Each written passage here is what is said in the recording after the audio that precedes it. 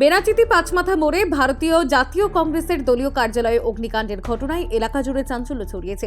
স্থানীয় সূত্রে খবর, ভবনের দ্বিতীয় তলা থেকে প্রথমে ঘন কালো ধোঁয়া বের হতে দেখা যায়। ধোঁয়া দেখে সন্দেহ হওয়ায় খবর দেওয়া হয় দলীয় কর্মীদের। কর্মীরা দ্রুত ঘটনাস্থলে পৌঁছে অফিসের দরজা খুলতেই দেখতে পান ভেতরে আগুনের প্রায় সবকিছুই পুড়ে গিয়েছে। দ্বিতীয় তলার একটি ঘরে বিপুল পরিমাণ দলীয় পতাকা, ফেস্টুন ও অন্যান্য সাংগঠনিক সামগ্রী মজুদ ছিল। আগুনে সেগুলি সম্পূর্ণভাবে ভস্মীভূত হয়ে গিয়েছে বলে জানা গিয়েছে।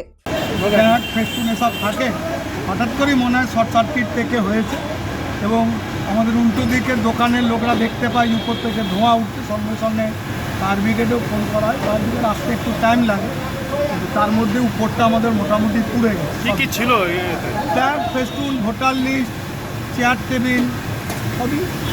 সাবধান কিছু নয় মনে হচ্ছে। না, সাবধান কিছুটা মনে হচ্ছে আমাদের শর্ট সার্কিটের থেকে।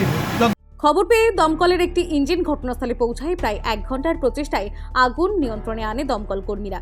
দমকলের প্রাথমিক অনুমান শর্ট সার্কিট থেকে অগ্নিকাণ্ডের সূত্রপাত হতে পারে, তবে সঠিক কারণ জানতে তদন্ত শুরু হয়েছে।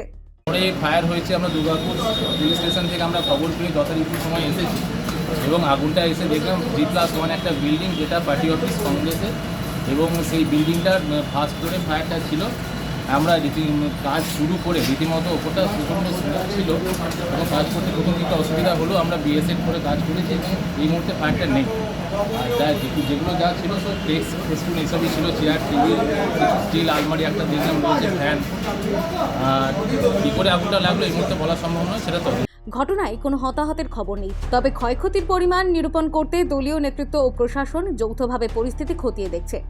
নির্বাচন ঘনিয়ে আসার প্রেক্ষাপটে এই অগ্নিকাণ্ড স্বাভাবিকভাবেই রাজনৈতিক মহলে নানা প্রশ্নের জন্ম দিচ্ছে। যদিও প্রাথমিকভাবে শর্ট সার্কিটের সম্ভাবনায় সামনে আসছে, তবুও পূর্ণাঙ্গ তদন্তের পরে প্রকৃত কারণ স্পষ্ট হবে।